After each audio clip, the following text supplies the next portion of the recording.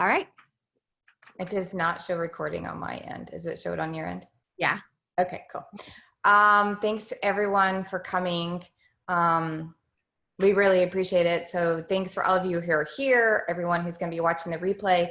And then we had several friends in our community who also reshared the post. So, and a lot of those aren't here, but thank you to everyone there.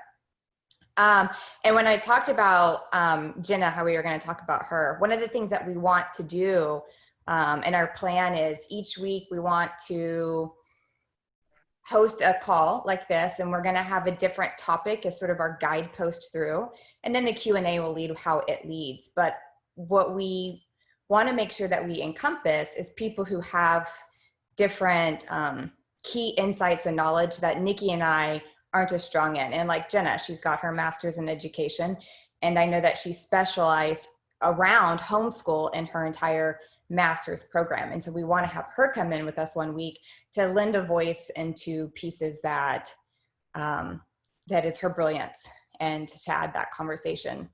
And I want to make sure that I speak, my number one goal here, and I know Nicci's as well, is to just hold a place of conversation and community. And we all have brilliance here. Some of us have homeschooled not at all. And some of us have homeschooled a lot longer. And we all have wisdom to share and pieces to share. So please know that everyone has a wisdom that is in this circle, and that we just want to hold a really safe place for connection. So if I don't have the answers, there are resources for answers. And thanks and welcome. My heart is beating fast, so I'll speak that into transparency as I want to show up in my best space as I can. But real quick, I'll just share how I got to homeschooling. It didn't start in a crisis, which I know some people are here because of the world events and the crisis that we're in, and that's your how. But when my first son was born, we lived in Los Angeles. And there wasn't any way I was going to put my little baby in the Los Angeles Unified School District. And our closest private school was $30,000 a year. So for kindergarten. So I thought, oh gosh, these are not going to work as options. So we looked into homeschooling, and I thought that was just the path that we were going to go. However, we did move. We moved to Dallas when he was 1, and then we ended up getting to Colorado. And when I moved to Colorado, he was 3, and I still figured homeschooling was what I was going to do. It was the plan all along. And we got there, and I had all these voices from people telling me that the charter schools, their lottery was open that week. And the only way you could get into these brilliant programs was to get into the lottery. And if that was, of course, the best thing to do. And so we played that game, and we did get enrolled and accepted into one of the schools that has a lottery there, one of the charter schools, and they gave us 48 hours to decide. And so I told the story about how brilliant the school was and wonderful the school was, and they had a farm school, and their 9th graders had a bicycle shop as part of the school program, and isn't this great, and you can do this, and how community oriented it was, and how this was everybody's dream school. And then at the end of the 48 hours, when I had to call the school and tell them our decision, I thought, wow, not once did I say this was my dream school. Not once did I say this encompassed the dreams that I had for my kid. It was just what everyone else wanted. And that was the message to me, to realize that homeschool was still our path, and it was still the choice that was the best fit for our family. So we've done it from day one, and they've never been in public school or private school, other than some co-ops that were through the school system. In Colorado, they have these programs where the homeschoolers get together and they can do electives. It's hosted by the public schools, but they're still with homeschoolers. So they've never been in the public or private system. We've homeschooled from day one. Awesome. So I'm Nicci, and thanks for sharing, Kimberly. So we got started. I always knew that I wanted to homeschool. And as my oldest got a little older, like 2 or 3, my husband looked at me one day and he was like, are you serious? You want to homeschool her? You're crazy. You guys are both so strong headed and all you do is butt heads all day long. Like I do not see this being a good fit. And so we had put her in like this little preschool program. I was able to get her to like G, um, in the ABCs. And when I put her into this program, she like started flourishing, like got all the way to Z in the first week. And I know that a big part of that was what I was doing as well, but I saw her flourish and I was like, oh, okay, so maybe he's right. So we decided to put her in kindergarten, and that we had this similar story. We did the lottery for 2 different charter programs, charter schools, and I put her in the best one that I thought that they did education grouping. So like if she was higher in reading, she could go up to 2nd grade classroom and that. Well, kindergarten was a really bad year. She started hating learning in general. She stopped reading. She stopped pretty much doing everything. And we decided, okay, this is not working for us as a family. And my husband said, like, one of our family values is we finish what we start. So we finished the school year, and I'll go more into that in a different live that we do, but we finished it, and then the next year we started, and we've never looked back. She's going to be in 5th grade this year. We have done many different things along the way. We've done curriculum, we've done complete unschooling, and now we're somewhere in the middle. So there's lots of options and different ways to do things. And that's the basic of how we got started. So Kimberly and I really wanted to talk this time about the difference between crisis schooling or pandemic schooling. I'm not fond of that word, but crisis schooling and homeschooling. So what everyone was doing, including all of the homeschoolers since March, has been crisis schooling, and it is completely different from what the typical home educators or homeschoolers are doing on a regular basis. What our days look like previous to March was a little bit of focused learning in the mornings, and then we were out. We were out doing field trips, going to museums, meeting up with friends, going to parks, going on hikes, going exploring, going out and living our life, going to the grocery store and, giving them a certain amount of money so they could figure out how to use money, living life and learning along the way. And so since March, that has all completely changed.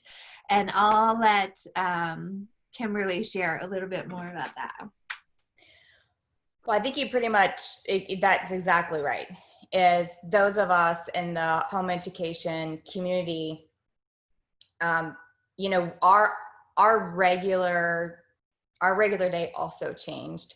And before March, we would have parkour once a week. There were times where we would go to homeschooling, martial arts, art classes, homeschool archery, homeschool hiking. We were only home. We wanted to be home, right? But then the world shut down. And Lucy, I'm not sure if you were working this year, but Lucy's an educator and she teaches, I don't know if you're still teaching high school, so maybe she can speak to this. You're on mute. You weren't teaching. Wait, can you unmute her? Or Lucy, can you unmute you?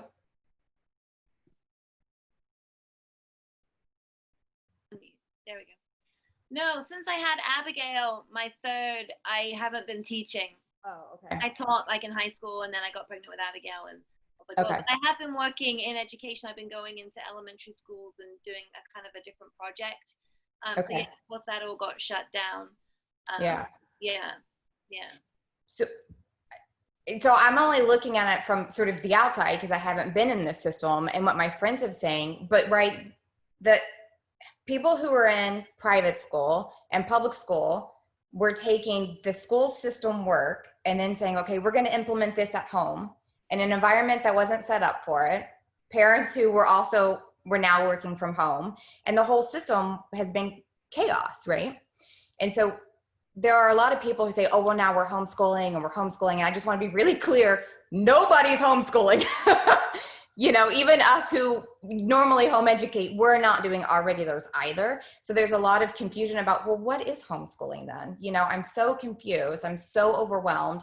And I want to like be really encouraging and opening to say, for anyone who pulls out of the public or the private system and decides to home educate, what's really wonderful is you don't have to do the school's systems thing. You get to choose, right? Like we have, and I know both Colorado and Texas, we get to choose what our curriculums look like, what our day looks like, if you do a curriculum or you don't do a curriculum. If it's all hands-on work, it's all our choice. So we don't have to do anything that we don't have to do their online learning. So we can sort of step out and create our own day. Now, fall's right around the corner, and we're still going to be doing something that's not anybody's regular, because I know there's still, are we wearing masks out, or field trips allowed, are co-ops allowed? So there's still some, grayness with, well, what can we do and what can it look like? And that's a space that we want to open up and discuss and share resources and bounce ideas off each other and just hold everyone and just sort of like, yeah, let's go, let's figure this out. And everything else I had on that, Nicci, you covered that so beautifully. So, So while Kimberly is talking about, all the choices that we have and you get to choose how to educate your parents or your children, I can totally understand for some moms and parents that can be super overwhelming. Like, oh my gosh, I have no idea where to start. Like, and oh my goodness, all of this responsibility now falls on me. What? So I get that.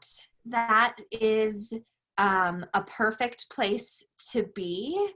But again, like what Kimberly said, what we want to create here is a community for people to have the resources to ease your mind and to get access to all of the things that you need in order to educate your children in the way that you see fit. It can be overwhelming at times, and where I have noticed the overwhelm comes from is from being stuck back in the way I was raised, or being stuck in, oh no, well my kids have to be up to par with the public school, with everything that everything that they're doing in public school. And that's fine. If that's the way that you want to homeschool, that's fine. There's plenty of resources for that. And it doesn't have to be like that. So we are going to do a whole another Zoom about deschooling yourself and your kids, which is super important. And that will relieve a lot of overwhelm as well. But I know that we have some other homeschooling moms on here. So if you guys want to start putting in the chat some of your favorite resources that you may have for the new parents who are just looking into this, or even us veteran parents who are still always looking for new resources to educate our children, then feel free to do that. So we want to bring up, oh, go ahead, Kimberly. Well, I just want to say that also keep in mind that you get to change your mind. Yeah. If you buy a curriculum, like you're like, okay, well, I really want a math curriculum, or I really want this box set. Okay, let me start with this. Shopping for homeschool curriculum is fun and it's dreamy and it's exciting and it's like, and then implementing it is sometimes it's a whole nother ball game. And so if there's something that you're like, oh, well, I spent the money on this, but it's not working, it's okay to ditch it. Or even if it's a free resource, like it's okay to change your mind and go, okay, I didn't really like that. It didn't bring me the joy that I want to. Life is about being joyful. And so your life in homeschooling and living and being with your kids every day, the biggest thing is to do it joyfully and to live joyfully. So if it's not working, change it. And there are going to be, if you have multiple kids, I've got 3, Lucy's got 3, Jenna has 2, Nicci has 2, Kelly has 4, and I'm not sure who else is here and I don't know everybody, but some things work for some kids and not other kids. I've got 2 kids that love workbooks and then 1 that panics with workbooks. And so we have to meet our kids differently where they are for how they like to learn and what's going to get that in and how they want to meet their days. So flexibility and space and easiness with ourself and our day is probably the number one intention and thing to hold as we get up each day and go, and we meet that day, you know. About that too, Kimberly, is the thing, like, I'm watching my children learn differently as well and realizing that they would not get that opportunity in a public school situation. They're put into a certain situation and they have to learn how everyone else is in the school. I understand that there are different options and stuff like that, but really you get to learn how you are a teacher and learn how your children learn and marry the two so that they can best flourish. And you, the parent, should be having fun too. Yes. You know? Yes. We don't want to hate what we get up and do every day, right? Like you know, I have a passion for, this wasn't in our plan to talk, but we'll open up to the Q&A here. So I have a passion for herbs and I have this herbal program I've been trying to get through for years. And I'm sort of like, oh, I don't have the time for that because I've got to do this other school stuff. And I thought, okay, well, how do I make the time for me? Oh, look, everyone's learning botany this year. You know what I mean? Mama wants to learn this. Everyone's learning it, you know? We're going to plant a garden and plant herbs and learn how things grow, you know? So what are your passions too? Don't forget your own passions and the things that you find important. And so, and then we can, just like life, just like regular life. Right. Right. And that's, we didn't plan on talking about that, but that's super important for me too. You know, a meditating practice and yoga and, doing affirmations and all of those are super important for me. And now we have the time as a family to do those things, and make that part of our education. So, one thing I just want to touch on what we're going to talk about next week, and we'll talk about it again at the end of the Q&A. So one thing that my husband and I had to, that we thought was super important, we didn't have to do it, but it's turned out to be an amazing thing that we did, is we sat down when we first started homeschooling and we said, all right, what is the main thing that we want our girls to leave with? What is the one thing that we want them to absolutely be in love with? I'm trying to say it without actually saying it. So I want to leave that with you guys. Kimberly's going to phrase it in a different way at the end, but just start thinking about that and we will talk about that next week. So we want to open it up for questions. I'm going to let you guys unmute yourself because I know the background noise is probably crazy right now with everyone's kids. So if you have questions, comments, you can either raise your hand and I can unmute you, or you can unmute yourself. Here we go. Go ahead, Lucy. Oh, There we go. I have a lot of questions. All right. I Yay. always have a lot of questions, but I'll try not to. No, we love questions, Lucy. We love questions. I guess my big thing at the moment is, yeah, like where to start with curriculum. I was noticing when you guys were both talking about how you came to homeschooling.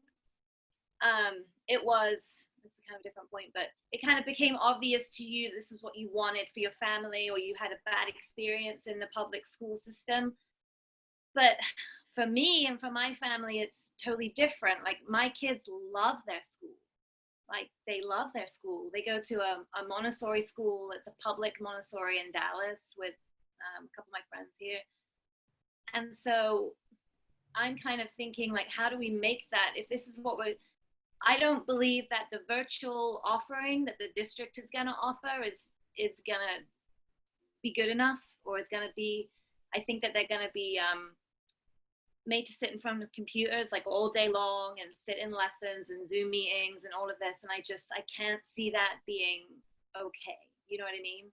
Mm-hmm. But for me, I've got to figure out, okay, how do I transition these kids potentially from a school that they love to something that's, you know, different and, you know, that's all of a sudden, right? It's not like, okay, we're starting when William's 3 and 4, and then I'm learning what I'm doing. I'm figuring it out. By the time my youngest is that age, I already know what to do with her because I did it with him. Mm-hmm. You know, I'm going to have a 5th grader, a 3rd grader, and a 1st grader. And and it would be like just from scratch, like, and I'm just kind of feeling like, where do we start? You know what I mean? For 3 kids. Yeah. And how do I manage all 3 of them at different grade levels, you know, from 0 to 100? I just, you know, I guess that's kind of where I'm most like anxious right now. Well, thank you. Lucy, thank you for bringing that up, because that's actually something I didn't think about when we were talking about this. Nicci and I both came to homeschooling. We weren't forced into it. Yeah. So thank you for bringing that perspective, that some people are here because they feel, because of the situation, like I feel somewhat kind of forced into this because this isn't right. So thanks for speaking into that and holding space for that. Because sometimes I forget how, and I mean, I've always kind of thought about homeschooling in the back of my mind. You know, I know you, like all your posts and everything, and it always kind of seems idyllic and wonderful. And it's always been something that I've wondered, like, but you know what I mean? But so it's not like I've always been like, homeschooling, that's weird, I would never do that. So, you know, I have kind of a leaning towards it anyway. So I almost wonder if this is like a push, you know what I mean? Or but I don't know, but I don't, you know what I mean? It's also scary to think. It would be a big change, you know? Yeah. Well, what a gift and opportunity to be able to look at it from that perspective and go, okay, well, I've always kind of wanted to try it. You know what I mean? Or it's always been in the back of my head. So now you get to. I like the idea of there's so many different places you can start. And I know what some people are doing is starting with, I mean, you have the idea of starting with like a big box curriculum that you can buy that covers all the topics if you want to sit down and do workbook stuff. And then because if you're thinking about once this crisis is over, going back to that school. Maybe. So there's probably so you can look at that, and we can put resources, we can share them up here, we can add them to a post online where you can look at a whole box curriculum, which is one aspect. Or you can start simply by saying, okay, what does William really love to do? What does Ella really love to do? Because there's a lot of emotions, right? You said that, you know, they love the school. Plus we have all the feelings of the nervousness of the virus and of all this stuff. Our minds are really overloaded, right? So you could start with something like, well, this is what they really love. So let's engage them that way, you know, so it feels, you know, welcoming and softening and not necessarily like you're doing school at home. Yeah. So that's an option, is finding a couple topics, whether it's, bugs, bugs, weather, volcanoes, herbs, that sort of thing. Find a few topics and start softly before, just instead of just plundering through, right? And then you can engage the different ages that way as well, is one way to do it. When you say box curriculum, what do you mean by that? Oh, thank you for asking. So there are some curriculums you can buy. Like there's a company called Apologia. That's a faith-based curriculum, but there's many different ones, and I can get you a list of resources. And they're going to be, you can get their history, you can get their science, you can get their math, you can get their reading. Hey, Jakey. And Jenna, do you have any of those resources off the top of your head that you can type in? If not, we can add them, where you can just it's like an all-in-one thing where you're going to buy the books and So you're going like to get all the topics. like physical materials, you Yep. mean? Literally a box. Literally a box of books of all the different subjects, and you can get them by grade. What's the Meadow one that is like secular and Oak Meadow? Oak Meadow, yeah. Oak Meadow is a bit of like a Waldorf flair to it, but not full Waldorf. And that lots curriculum, so I don't know. Yeah. Yeah. Okay. But one thing I was gonna suggest is just starting slow. Like start with the basics. Start with, maybe if your kids have an area where they're not very strong with, like they're having a little problem in math or reading, focus on that for a little while. And as you get your rhythm, build onto it and add a little bit more. So like in the summer, we homeschool all year round, but we've dropped down to pretty much only reading and math. And then, for a couple of weeks, and then I add in spelling. And then a little while later, I kind of add in science, and I build it up. And then we drop it back down. And so we're kind of always covering a little bit of something, but we're not necessarily always doing everything at one time. And if you think about it that way, it kind of takes a little bit of the pressure off of having to like do all 5-7 subjects every single day. You can really relax a little bit more and be easier with it. And it really doesn't take nearly as long at home as it does at school. So it's a lot easier to do math, reading, science, like all of it in like 3 hours, not all day. And that's one way to get everyone's needs met differently, is you can put, since it doesn't take as long, you can kind of pair kids together around the same age. I've got a 3rd grader and a 5th grader, but they're both doing 5th grade work. Because you can use the same exact material and gear it towards the different ages. Make one a little easier, one a little harder. And one other thing that we do is like we use some online programs for math and some for reading. So I will put him on reading eggs or math seeds or something like that for a while, and he'll be doing that. And it's a full curriculum. Their reading goes up to like 6th grade and their math up to 4th. And then I'll give my daughter more one-on-one time with whatever we're working on, and then she can do something, and we switch back and forth. And we use a lot of game-based programs like Prodigy and Dreamscape and Night Zookeeper to enhance what we work on. So we kind of use it as busy work instead of like worksheets. So we'll talk about a concept, and then she gets her practice with these games, and she can do that independently.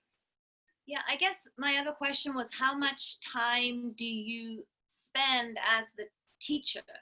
Are you the person delivering all the new content to each kid, or are they getting that through like online programs or materials? I'm just thinking about my going into 1st grader, and I know she would require a lot of my attention. And so then I worry about, okay, what is 5th grader, how am I going to deliver all the content to all, 5th, 3rd, and 1st grader? Or do a lot of the materials and online programs do a lot of the teaching for you? I feel like the older they get, the more independent they can be, with a lot of it. So your younger kids will probably need more hands-on time with you. Yeah. And then And then that's why we have screen time for our family anyways. Like I said, we use those educational games to keep the little ones busy while I help my older one. And it really just depends on the programs you choose. That's like the blessing and the curse is like there's so many options. So you can guarantee you'll find something that works for everybody, but it may not be the first try. You know, you gotta like really be insightful as to your family and your learning styles and your budget and how you like to live. Are you outdoorsy, you hate screen kind of people, or do you like screens and air conditioning? Like, you know, think about these kind of things, because if you're like, I want to be outdoorsy, but then you live in Texas and you're like, it's hot, I don't want to be out here, you're not going to be successful. So on the website that I'm building, I actually have a page of this, and it's pretty much a whole page broken into like 5 categories of like insightful questions to ask yourself, to think about. Sorry, my phones are dinging. I don't know how to make this stop. But it's just insightful questions to consider as you start the journey, you know, like, what do you want out of it? Is it temporary or permanent? Are you religious or not religious? What are your values? Do you want to be like a road schooler where everything is easy to pack up and take with you? Or do you want an extensive library full of books and you stay home a lot? Like, you really have to be insightful as to your family and your kids and your life, because homeschooling is more living your life and learning along the way than it is building your life around the structure of the school system. You know what I mean?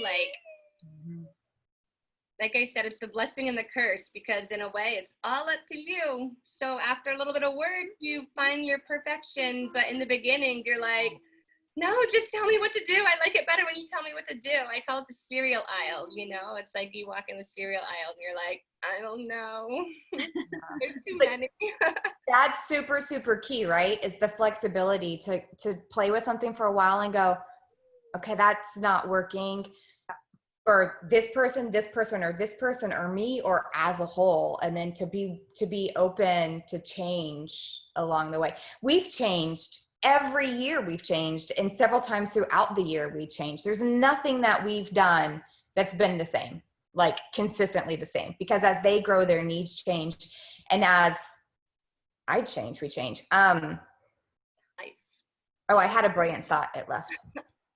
The other thing too, Lucy, is your children are old enough that I feel like you sitting down and brainstorming with them, asking them what they want this year to look like, and letting them know, like, look, this is new for all of us, and our main priority, maybe come up with 2 or 3 main priorities. We want to have fun. We want to learn, right? And come up with those things with them and ask them what they want it to look like. What would be, if they had to pick a couple of things, what would those be for them? Yeah, that makes sense. I guess I'm a little intimidated and nervous by like math, you know what I mean, and making sure that they keep their math skills going, especially William's going into 5th grade, and I'm like, I feel like that's an area where I can't just be, if you feel like doing it, do it, you know what I mean? Like, I feel like there are some things where, you know, he needs to be learning his math, and as likewise with Abigail, she's going into 1st grade, she needs to learn to read. You know what I mean? Like, those are, I feel like I can't be like whatever, you know what I mean? And then everywhere else I'm kind of a lot more flexible, but I do feel like, how do I make sure that, you know, they don't just lose so that certain house, Lucy, and I'll teach him math. Okay, perfect. Yes, and that's the thing. You don't have to do it alone. You know what I mean? Like you don't, like, whether it's another person, it's a friend, it's a tutor, it's a program where we feel that we need support as the parents, let's go get it. You don't have to know math. Say again, Jenna. You don't have to know it all. You just need to know how to find it. Yes. Yeah. I taught Reed 5th grade math last year, so I'm on it. Even though he was in school. But not for the last time. Yeah, exactly. Oh, right. That's right. Yeah. Math is one of the things for me as well, but like, intimidating. I need to know, as the person who's responsible for his life until he's 18. I mean, he's responsible, but you know what I mean? Like, that math gets done. And I'm mental about that. I'm mental, like, I need to know this gets done. And so I'm pretty structured with that. And that's one of the topics I'm structured with. What do you use for math? I've used different things. When they were younger and we did more games and stuff, there's a program called Right Start Math, and it has a lot of manipulatives, and it's game oriented, and I really loved that. And then there's a book called, they have all different curriculums, topics, but it's called A Living Education, and that's what I use for math, and I really like that. And then we incorporate like Prodigy. It's a math game, and they do like battles and they play, and it's a bit fantasy oriented, but they have to do math for their battles to advance, and then that really engages them. And then when I don't know something, I'm like, oh, I forgot that 5th grade topic. I go look up on like Khan Academy, or I look up and I show him a video and I engage him that way. But exactly what you're saying, like reading and math for me are the things where I'm like, dudes, you're learning them. This is what we're doing. Yeah. In my I house, don't know how to read. Yeah. those aren't an option in my house. They're going to get done. And so I'm a bit more structured on those. And then we play with the rest of it. And does that look like an hour a day, or like what is that? Well, they'll play Prodigy for hours. Yeah, but the actual, like, you know. No. If I've engaged them, enrolled them, and they're focused, that's like 20 minutes a kid. Okay. Yeah, per kid. On a new topic, like a new lesson. Yeah? Is that what you mean? Yeah. And that's if you're not, so that's like math or reading or something like that. If it's like history or something, we might end up discussing and unrolling it and unraveling it for an hour or so, right? But just to make sure that they get the nuts and bolts of this teaching, you can have that done in 20 minutes. Right. And then they practice on their own. Yeah. And sometimes they're done after that. It really depends on the program too, because some programs have a lot of practice built into them and other programs have a lot less. And it really just depends on the kid. And like my daughter sometimes will get into math and she'll do like 7 lessons in a row over like an hour, right? And I'm just like, aren't you done? And she's like, no, I like it. I want to keep going. And I'm just like, all right. And then other days I can't get her to do 1. And I'm just like, all right, whatever. Because at the end of the day, as time progresses, we're so far ahead in a way that I don't even care if we take a day off or just let it go for a week even, or if we go on vacation or do anything. And then we just get back into it.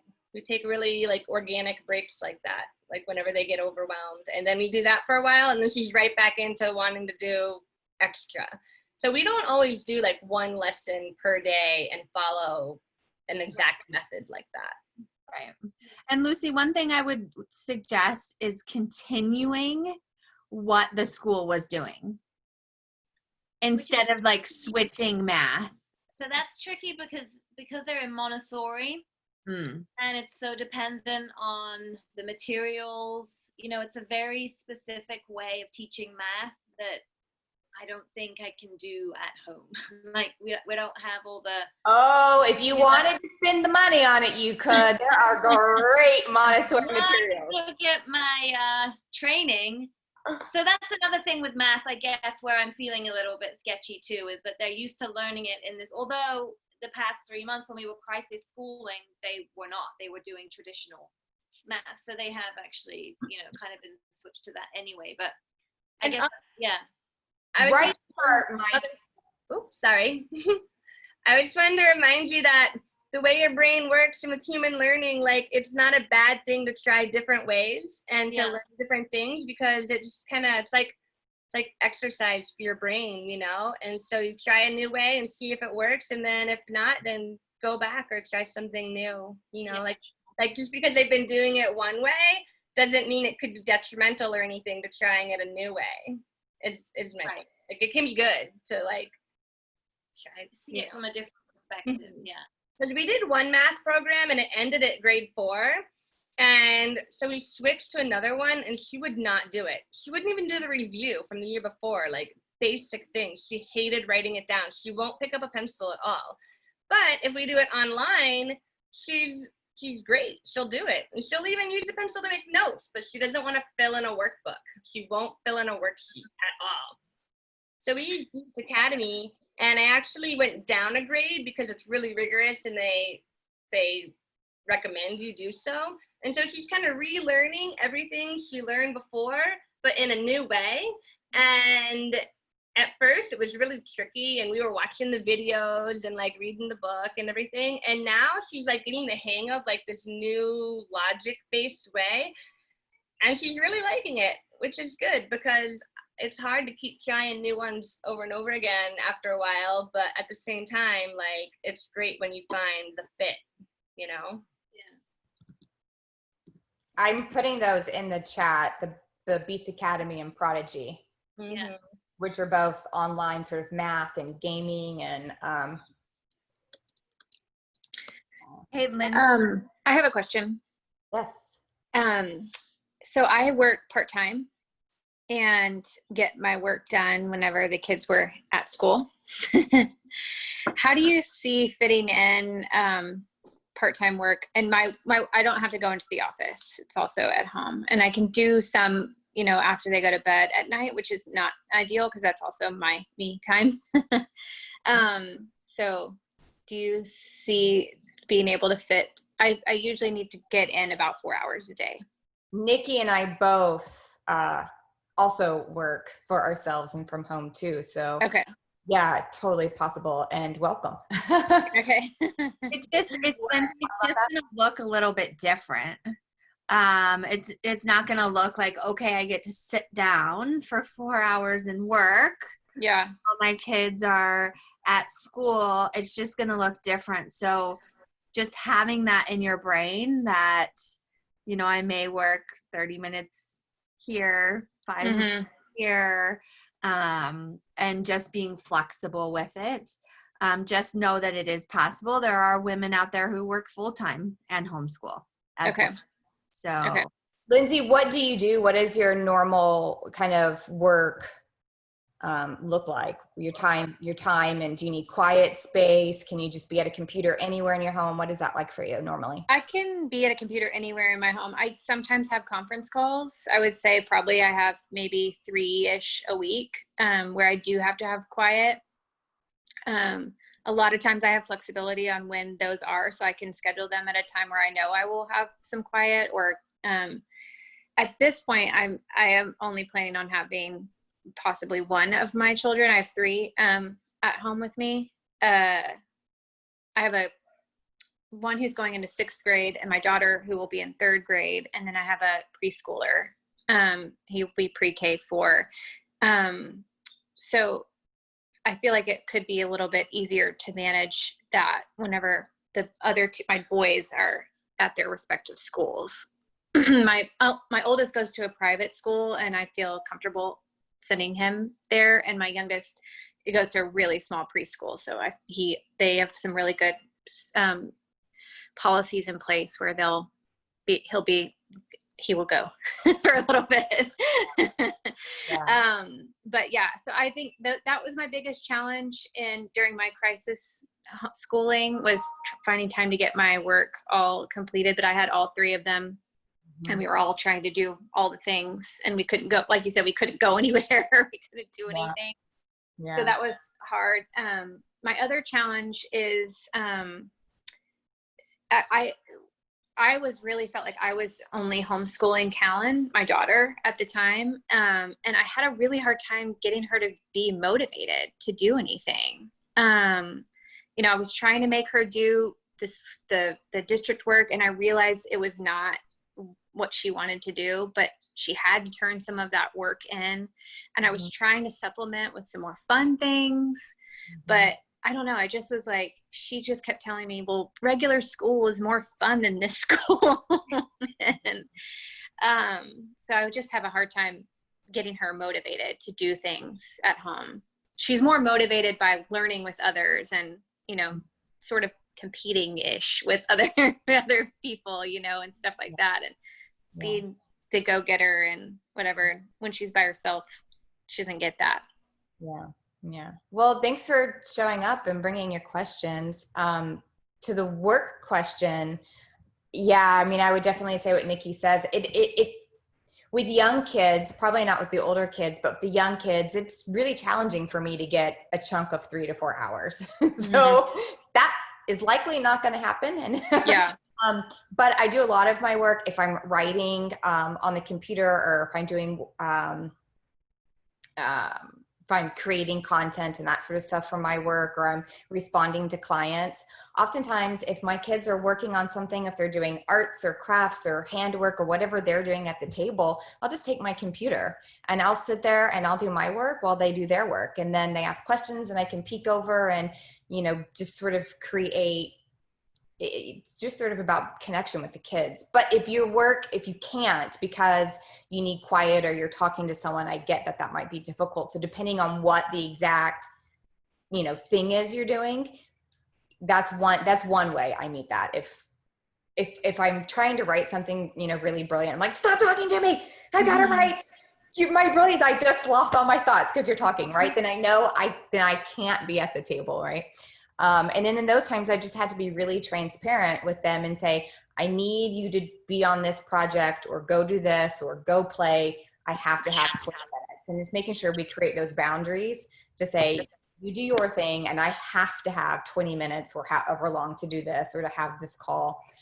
And if they are, and this is one reason I like some of the online stuff. I've never really been huge in the online stuff, but I've figured out where it can work for us. And part of it is if I have to take a call or I am meeting with a client on the phone, or like right now, they're all working on their devices during their math games upstairs. So that's when I engage the online learning, is when I need to step away so I can take care of stuff.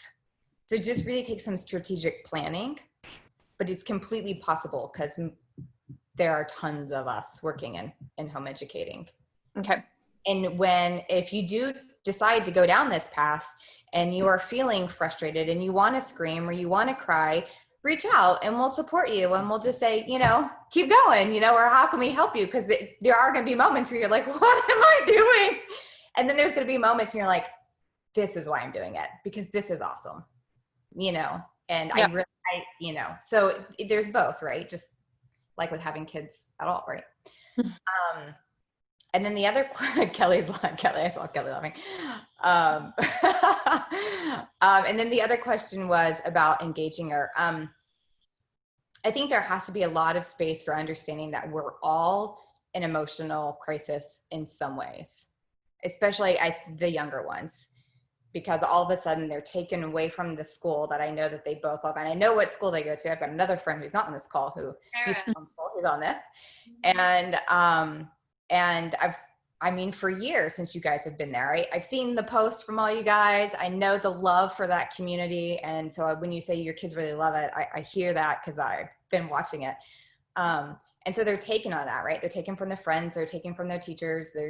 You know, there's just got to be space to go, wow, we're all overloaded. And it's really hard to engage anybody when we're overloaded.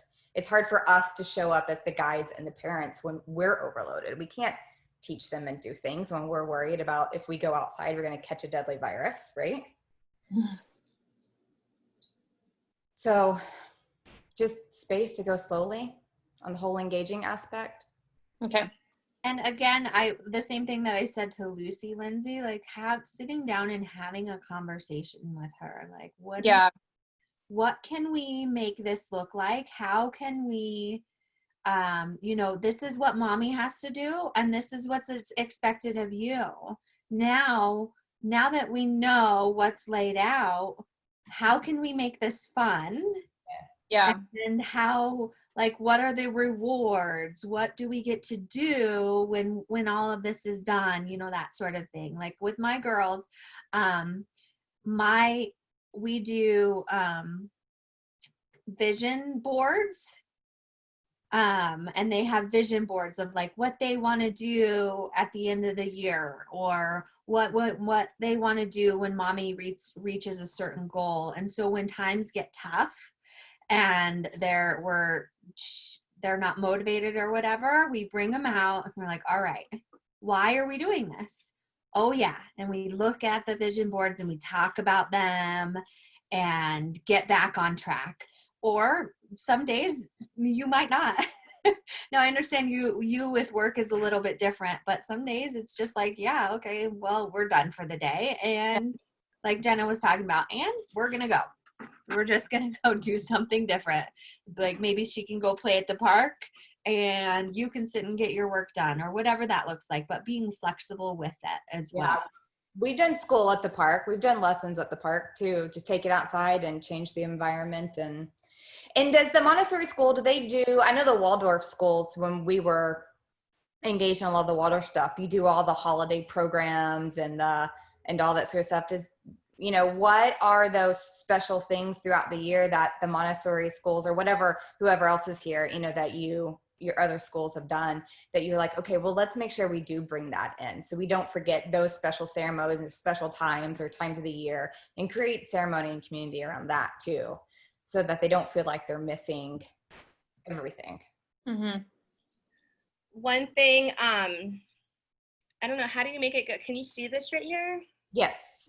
So I make this, and I fill it out every morning for them. This is kind of sloppy, but it puts what they have to do. Like, well, this one's better because it says lessons, and then books they have to read or chores they have to do. And I have them keep track of when they're eating and stuff, and any notes like, we're going to pick up groceries today, or going to the library today, or whatever. And then down here, I'll put like whatever they're working for, like TV time or game time. Like normally they've got something they're trying to earn, and that's what's motivating them to do all of it. You know, like they want to watch. We only allow certain times of screen time. So when it comes to them, I feel pretty okay. Like, I don't care if you want to watch documentaries or Magic School Bus or something like that, if it's like learning related. So I give them something to kind of look forward to and a means of checking off what they need to do. And I also put on there, like, if you're working, you could say, Mom has a call from 12 to 1, and then make sure that they try and get some of their stuff done so that they can go and watch a documentary or something that relates to what they're working. And then they'll be, I don't know, I use screen time to my advantage that way. But I'm also, my husband works from home and he's in the garage all the time, and I have to keep them away from him. And we're in the country, like I don't know anybody out here, and so it's all on me all the time. I don't have grandparents or babysitters or friends or anything. Our co-op is like an hour away, and I haven't had that since COVID, you know? So this is how I try and keep everybody on track and plugging away at their day and within the boundaries that we've created for them. Jenna, can you share where you made those? Yeah, you know, I have it on my Etsy shop. I have them. Or like, I don't really care if you're a friend, I'll just give it to you. Yeah, I just made them. I don't know. We'll put your Etsy shop in the, okay. I'll Put it in the chat. That's awesome. Or I'll make a coupon code or something. I don't know. It doesn't really matter.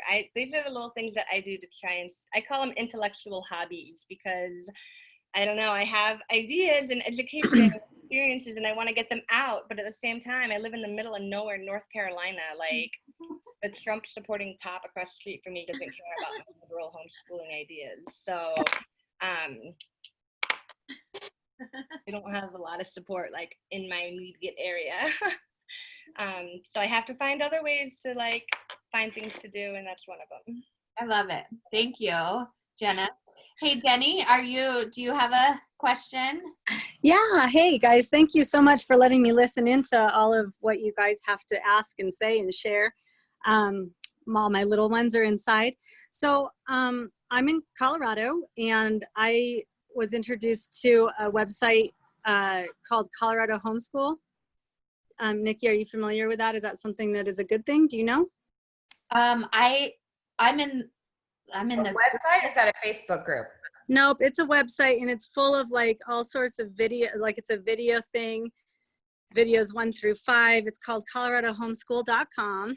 I'm looking it up. And so I've been kind of watching these videos and trying to figure out if, that is, a good resource, basically. But if nobody's heard of it, that's okay. Just thought I'd ask that quick. I don't know if that's new. I homeschooled there for 7 years, and I don't know this website, but maybe it's newer. Okay. But there are a lot of Facebook resources for Colorado, and we can totally share those with you if you are looking for those. Awesome. So thank you for that. So more intangible, kind of conceptual questions. I have twins who are 3 and will be going to a Montessori school starting in August for the first time if I do that. So that's expensive. And I have a little girl who is 4. So they're like 18 months apart. So I have these 3 kids that are like on top of each other all the time. And she's a year older than they are. She'll be going into kindergarten at public school if I choose to do so. My question is, like, socialization wise, for all of them, is it better to give them a taste of what it's like to be in a group setting? They've just been home with me. None of them have experience yet being in group settings and sharing and, conversing and, all that stuff and following a teacher's guidance, stuff like that. So is it better that they do that first, maybe for a couple of years, and then once they start first grade to bring them home and actually start with curriculum? Or do y'all think, I know this is not something you could answer like definite yes or no, or would you recommend, since they're home already and they haven't had that experience, just to keep them here so they don't know what they're missing? So I would like that. Oh, can I go first, Kimberly? Yeah, go ahead. Into this. I will tell you, both my husband and I regret putting our daughter into school. We are still unraveling what happened in kindergarten.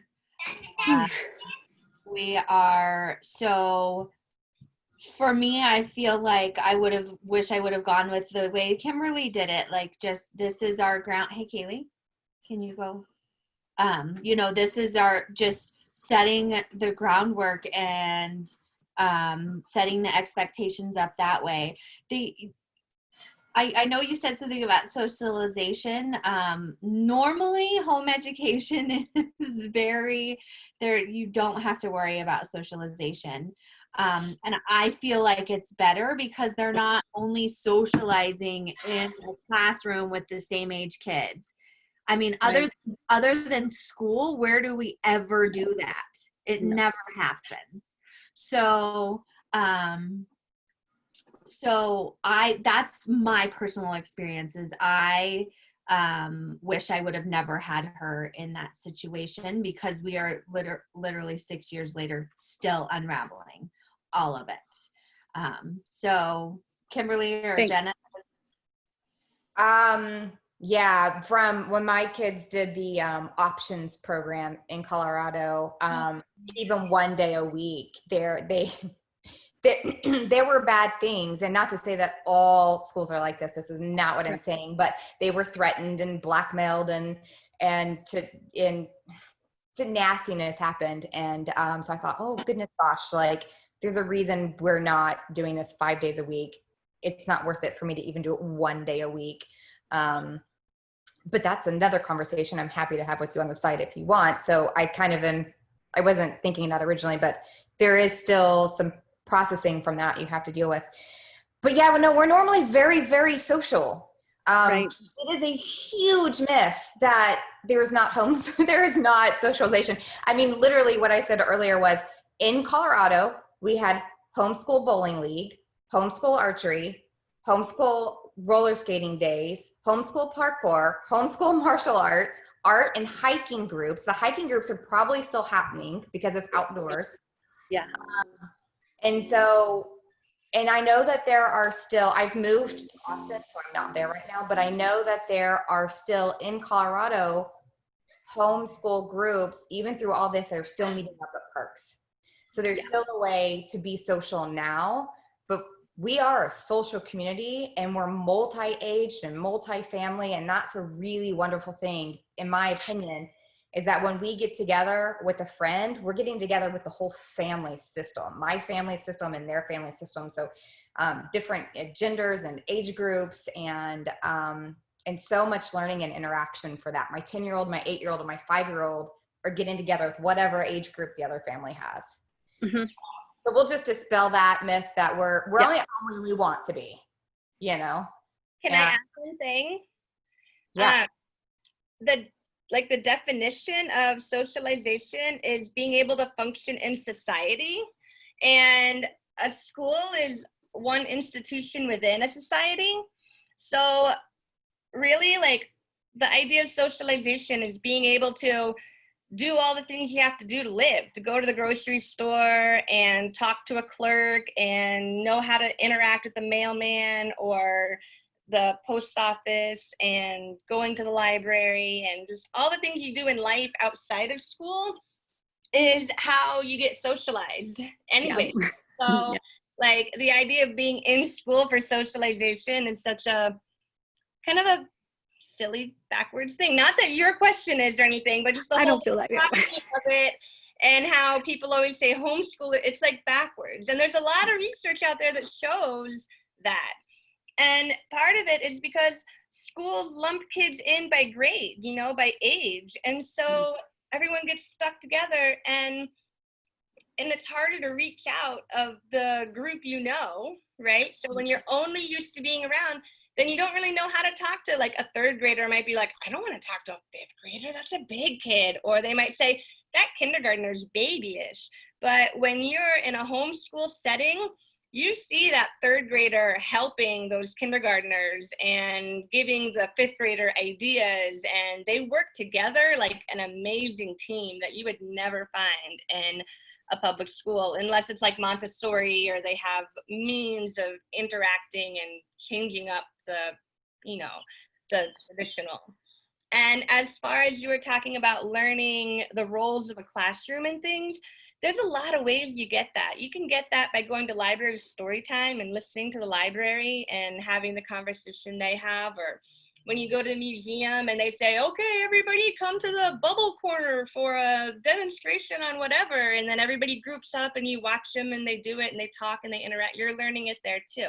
So there's a lot of places to learn that group setting, listen to the teacher, be quiet kind of thing, other like than respect. Yeah.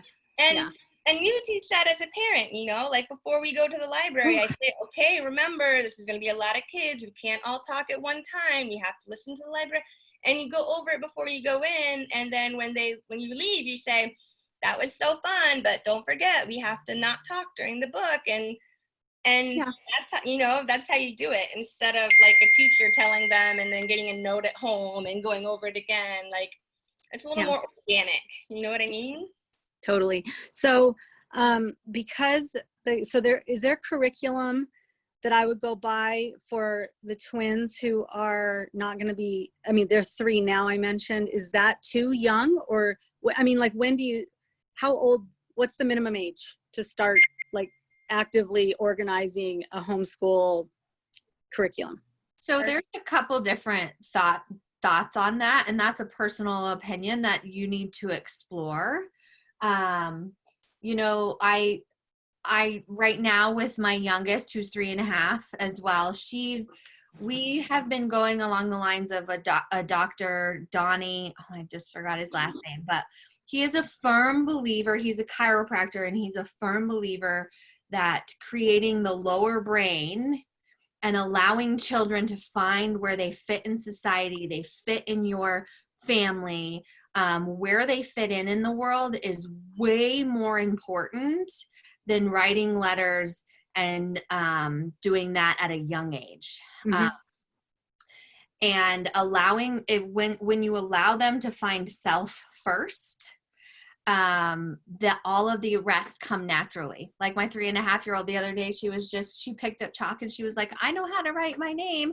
And she wrote an H. None of us have shown her that. I mean, we've pointed, and I mean, maybe I showed her once, like a few, like months ago, but like, we're not like trying Yeah. like ABC mouse or anything like that, but it comes naturally. So that's something I would encourage you to really explore with yourself and with maybe with each kid, right? Like thinking about that child and going, are they motivated right now to start learning? Because if they are, then yeah, you want to bring in some other things to help them. But mostly I would say it's still play-based at that age, me personally. Okay.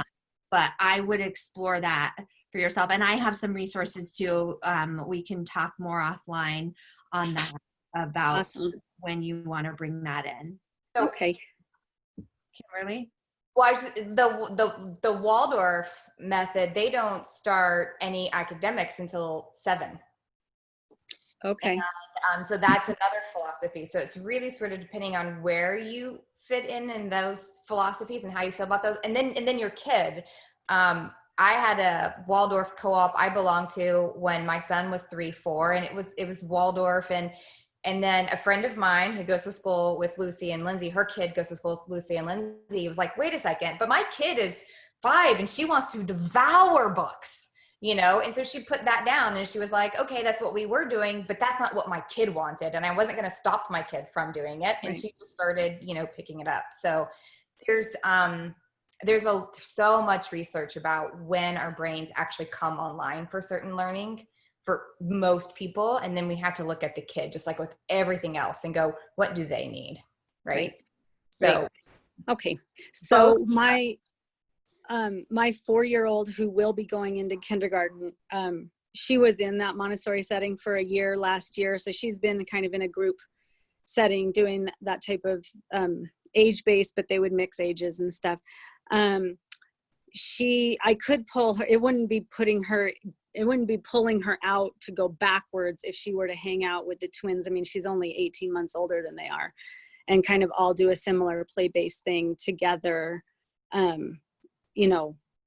Since she's in kindergarten, pulling her out and being here at the house wouldn't be setting her back. I don't believe so. No. And if she needs more, she's going to give you those signs. If she needs more stimulation, if she wants more learning, right? We can ask about that as their parents, and they're going to tell us too. Right? Yeah, absolutely. Yeah. She has an older cousin who's in school and learning all this stuff and is a year older. So I think that's a really good point. She probably wants to learn like writing and reading and stuff more so. Yeah. Okay, cool. Thank you. Just questions. Yeah, questions are great. Yeah. Jenna, did you have more you wanted to talk about or a question or? Oh, I mean, I don't know. Are there any questions? Hey, Kelly, are you going to say anything? Let me hear your voice. With what you were just saying with your little kids, like, I agree. I would just keep it play-based and try and learn some of the basics while you're doing it. Like if you're outside and you're playing with sticks, then shape them into letters and say, this is an A, or, let's count the rocks, or how many plants do you see? I don't know. I'm looking out my window, like, how many barrels do you see?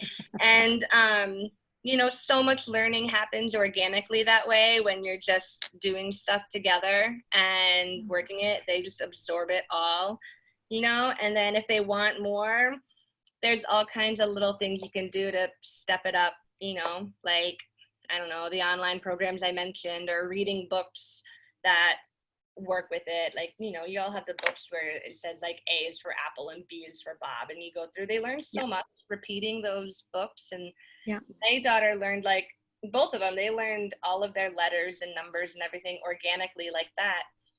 And after a while, she was just like, I want to read. And I was like, well, let's try. So we started a program all about reading, and she flew through it. She was only 4, and she would do like 3 or 4 lessons at a time. I couldn't even believe it. And she finished it all within a year. But my son is 5.5, and he's like, I give up. And he walks away, and I'm like, he's not ready. We'll give him time. I'm not worried about it, But I just follow their lead. They'll tell you. They make it pretty clear. Sometimes they make it clear by like throwing a tantrum or something, and you have to interpret what they're telling you. But that's mom life, anyways, right? It doesn't change. Right. Yeah. Cool. So you guys aren't worried about like test scores and having them be up to par to pass some sort of state regulated thing. I know that's way down the road. And that's a personal choice, because I know homeschoolers that still want to get their kids tested, and then homeschoolers that don't. So that's your choice, what you want to do, what you value and what you find important. It's not necessary. Okay. That's exactly what we're going to be diving into next week. Right. I heard you say that. So that's cool. I'll be back for that. Yeah, awesome. Just to throw it out there really quick, according to research, homeschoolers fare better on standardized tests than public schoolers do.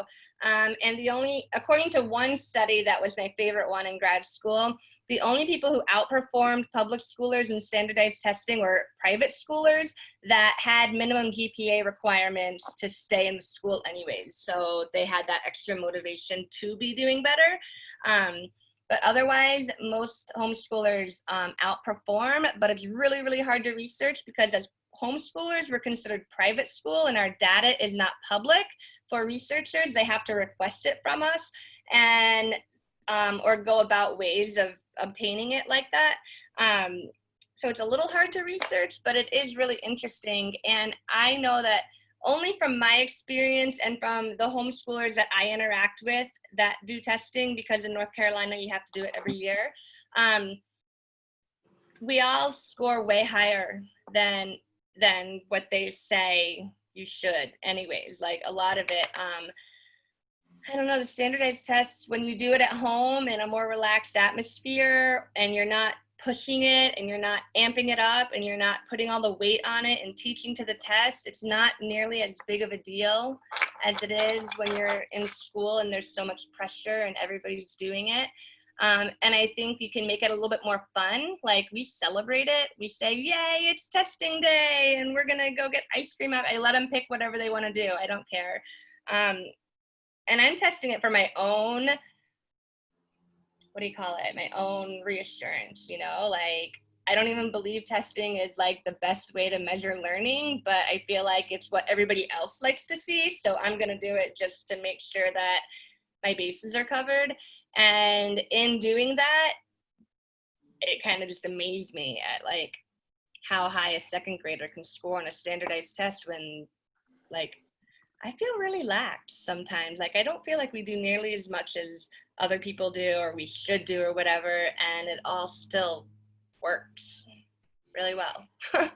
And so that's the other thing, is that different states, to speak into that, different states are going to require different things. If you're in Colorado and you have the option to not do it in Colorado, you can get a portfolio review. Yeah. Or if you go with the umbrella, you could skip, you don't have to have either. So yeah, there's lots of options there. Yep. And then Lucy and Lindsay, and I saw Raven on here who's not talking and her video is not up. We don't have to do any of that. So yeah. And thanks guys. I was actually just thinking maybe Kimberly, we could split up and we could do like I could do a Zoom on the Colorado requirements. And well, we don't have to split up. There aren't requirements in Texas. So there you go. Colorado. Actually, on the Texas website, it says you have to provide a bona fide education. And by the time you get to high school, you do have to, there are 4 topics you have to cover. But other than that, you don't report. We don't have the umbrellas. We have free reign. Awesome.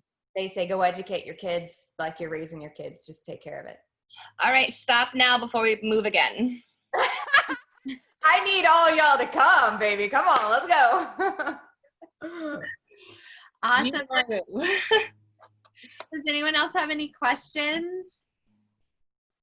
Where's my thing?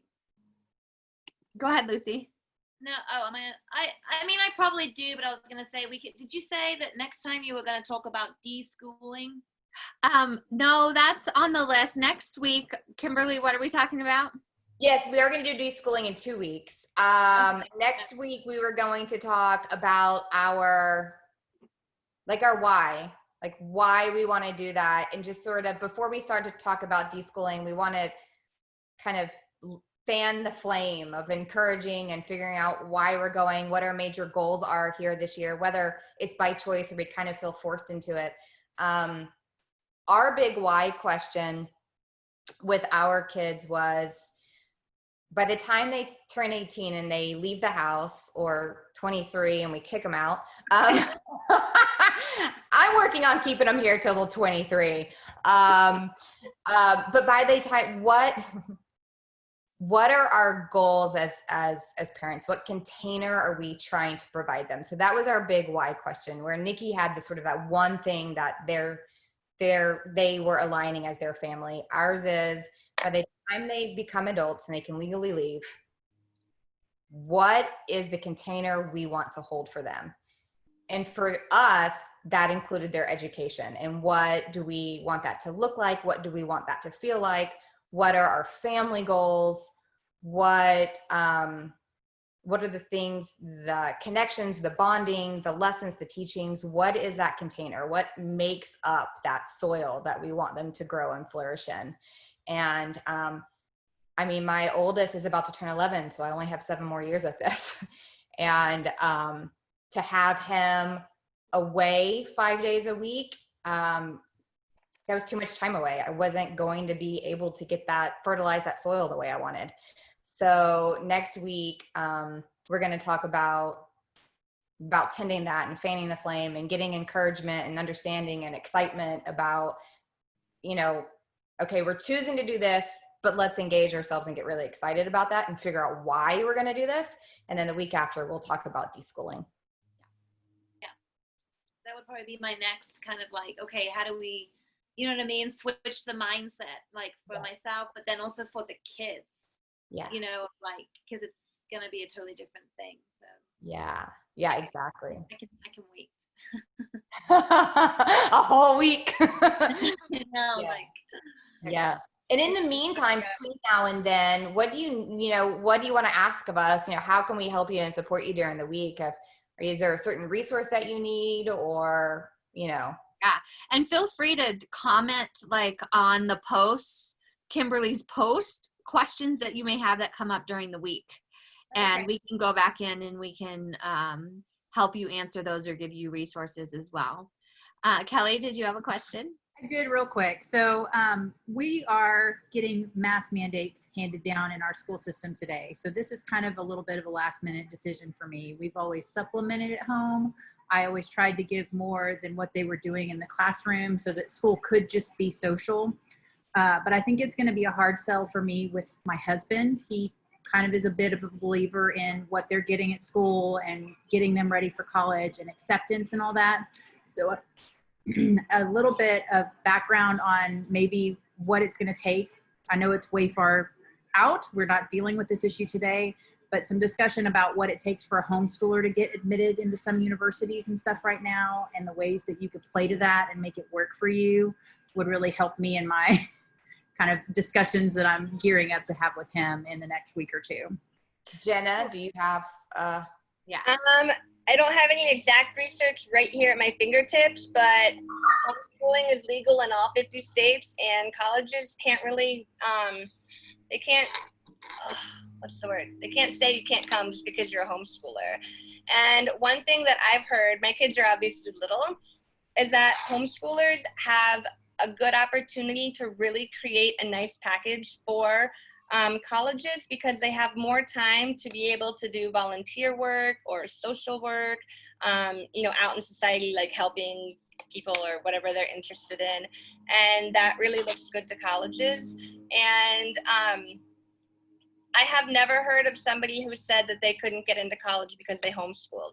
In fact, most states, I know that Florida has it, Colorado, North Carolina, most homeschoolers can go to college at community college for free until they're 18. You don't even have to pay for books or anything in some states. So you can just dual enroll.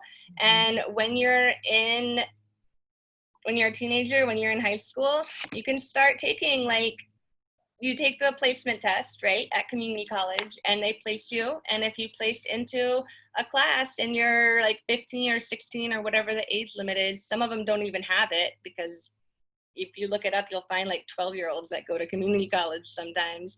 And they can take online classes or regular classes and they get credit and they can graduate high school with an AA, just like dual enrollment, you know? And then you take that AA and you can go to any university you want, just like if you had graduated college. You just kind of leapfrog it. Yeah. Texas has dual enrollment as well. And I know people as young as 14 who have been in and they go for free. And often they go for free depending on it. So they're, homeschooled high school age children in community colleges. And if you don't want them in a brick and mortar school with older 18 and 19-year-olds, you can do it online. And they're graduating at high school age at 18 with an associate's. You're going to walk into, any undergrad program for your junior year at 18 and be like, dudes, look what I've got, Yeah.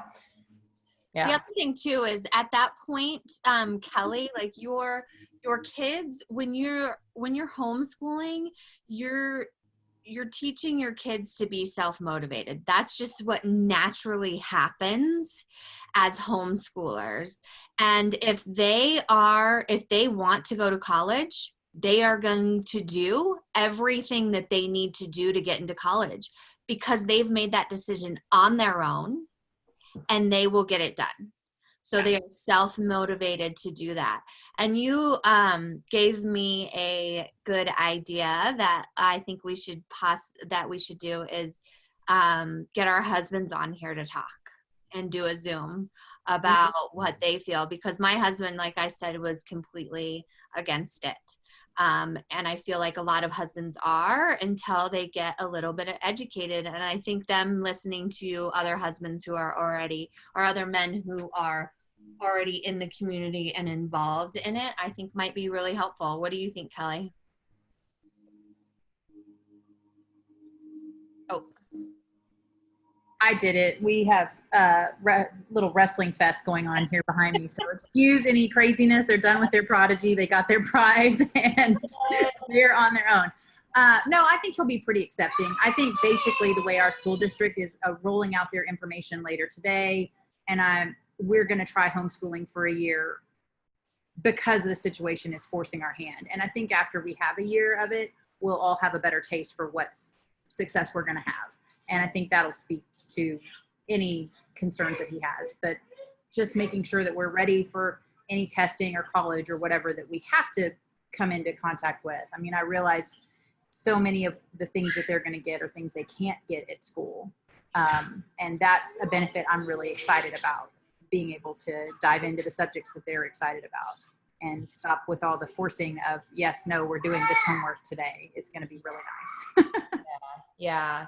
Yeah. Two things popped up for me. One is like, even if you're going to go back into the public or the private system, is really, which is why I'm really excited about next week, is an engaging that excitement for, we still might go back to that, but let's also make this year really great. And so that we're not getting through this year going, oh my gosh, we're just getting through this year, and in a year, we don't have to do this anymore, right?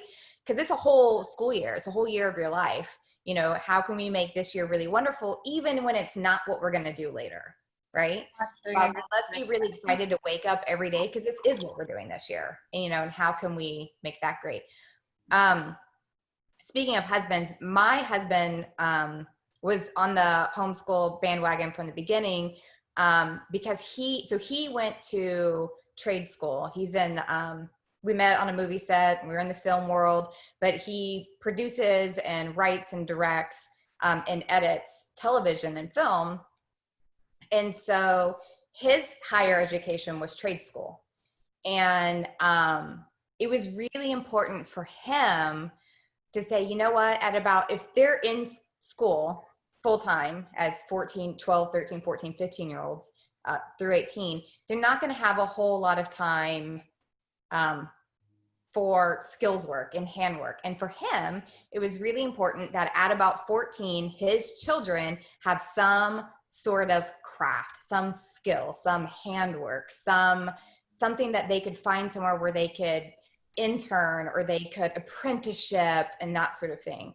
So you're just talking about like husbands and how they engage and where they find value. And that was for him. He was like, yeah, whatever, because each person's going to be different. But that's because his version of higher education might be a little bit different, right? Because he pays for this wonderful house from his trade schooling, right? So it was engaging that aspect. So yeah, I think next week when we talk about this and maybe sit down with your partners and say, what are your values and what do you want your kids to know and what do you want them to learn from this? And then designing that family alliance of saying, okay, and so next year, how can we begin to make sure that those steps are in place? Awesome. Does anyone else have any more questions? I know we're 90 minutes in. This was an awesome discussion. I am so glad that you ladies showed up, and thank you for asking so many questions. And Jenna, thank you for all your input. I'm excited to have you on in the future and just listen to all of your wisdom and talking and resources and all of that. I will talk forever. Awesome. I will listen because I am also always learning as well. So I'm going to go ahead and stop the recording. You guys, thank you so much for being on today. And we look forward to having you on again next week. Thank you guys. Thank you.